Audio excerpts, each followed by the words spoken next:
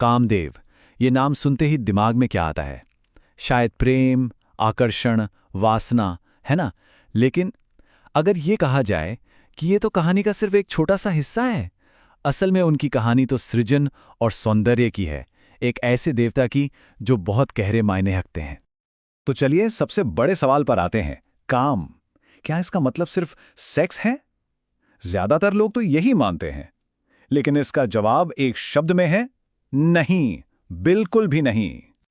तो फिर अगर वो नहीं तो क्या है इसका असली मतलब? देखिए, काम का दायरा असल में बहुत बड़ा है। इसके अंदर सब कुछ आ जाता है। कार्य यानी एक्शन, कामना यानी डिजायर, और हां, कामेच्छा यानी फिजिकल डिजायर भी। असल में काम इतना जरूरी है कि इसे जीवन के 4 सबसे बड़े मकसदों में से एक माना गया है, जिन्हें हम पुरुषार्थ कहते हैं, मतलब धर्म, अर्थ और मोक्ष के ठीक बराबर। तो काम वो हर चीज है, छोटी से छोटी, बड़ी से बड़ी, जो जीवन में खुशी, आनंद और सुंदरता लाती है। अच्छा, तो ये तो हुई काम की बात। अब जरा खुद कामदेव के बारे में जानते हैं। वो दिखते कैसे हैं? शास्त्रों में उनका जिक्र किस तरह किया गया है? तो उनका स्वरूप बड़ा ही अद्भुत है।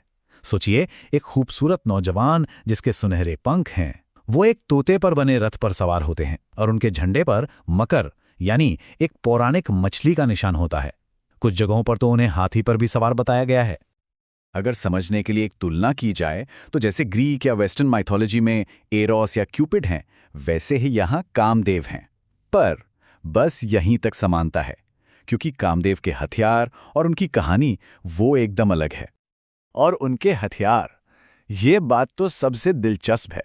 उनके अस्त्र किसी को चोट पहुंचाने के लिए या विनाश के लिए नहीं है, बल्कि वो तो सृजन के, क्रिएशन के औजार हैं। तो देखिए, उनका धनुष वो किसी लकड़ी या धातु का नहीं, बल्कि मीठे गन्ने का बना हुआ है। सोचिए, मिठास का प्रतीक। और उसकी डोरी, वो और भी कमाल की है। वो मधुमक्खियों की एक लाइन से बनी है जो शहद बनाती हैं। मतलब मिठास और प्रकृति का इससे सुंदर मेल और क्या हो सकता है? तो सवाल उठता है कि इस मीठे धनुष और शहद की डोरी से वो चलाते क्या है? तो जवाब है 5 खास तरह के बाण। और ये बाण भी किसी धातु के नहीं हैं।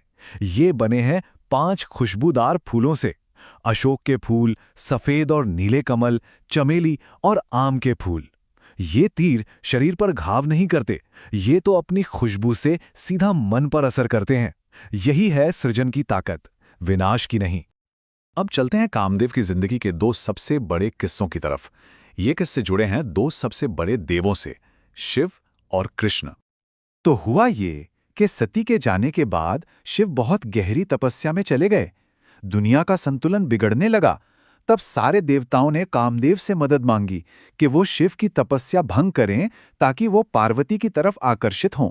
कामदेव ने हिम्मत करके अपना पुष्प बाण चला तो दिया, लेकिन तपस्या टूटने पर शिव को इतना भयानक क्रोध आया कि उन्होंने अपना तीसरा नेत्र खोला और एक पल में कामदेव को भस्म कर दिया। लेकिन कहानी यहीं खत्म नहीं होती। यहीं से एक नया मोड़ आता है। शिव ने बाद में कामदेव को एक वरदान दिया कि भले ही उनका शरीर भस्म हो गया हो, वो हमेशा जीवित रहेंगे, बिना किसी अंग के। इसीलिए उनका एक नाम अनंग भी है, मतलब वो जिसका कोई शरीर न हो। अब वो शरीर के बिना ही हर जीव में वास करते हैं। एक दूसरी कहानी कृष्ण से जुड़ी है। एक बार कामदेव को अपने ऊपर बड़ा अभिमान हो गया। उन्होंने कृष्ण को चुनौती दे दी कि वो उनके मन में गोपियों के लिए वासना जगा देंगे। कृष्ण ने चुनौती मान ली, रासलीला भी रची, लेकिन उनके मन पर जरा भी असर नहीं हुआ और कामदेव वो अपनी ही चुनौती हार गए। और फिर शिव का वो वरदान भी पूरा हुआ। वही कामदेव बाद में श्री कृष्ण और रुक्मिणी के बेटे प्रद्युम्न के रूप में दोबारा जन्म लेते हैं। देखिए कैसे ये सारी कहानियां आपस में जुड़ जाती हैं। तो एक सवाल मन में आता है, अगर कामदेव अनंग हैं, बिना शरीर के हैं, तो फिर वो हैं कहाँ? उन्हें महसूस कैसे किया जा सकता है? इसका जवाब पुराणों के एक श्लोक में बहुत ही खूबसूरती से दिया गया है। ये श्लोक बताता है कि कामदेव का वास असल में कहाँ-कहाँ है। और इसका मतलब ये है कि कामदेव हर उस चीज में है जो सुंदर है, जो मन को मोह लेती है। जवानी में, खिले हुए फूलों की खुशबू में, मीठे संगीत में और पक्षियों के चहचहाने में, बाहर के मौसम में, सुंदर कपड़ों और गहनों में। मतलब जहां जहां सुंदरता और आनंद है, वहां वहां कामदेव का वास है। तो अगली बार जब वसंत का मौसम आए, जब खिले हुए फूल दिखाई दे या कोई मीठा संगीत कानों में पड़े, तो एक पल के लिए रुकना जरूरी है। क्या पता सृजन और सौंदर्य के उसी देवता कामदेव की मौजूदगी महसूस हो जाए।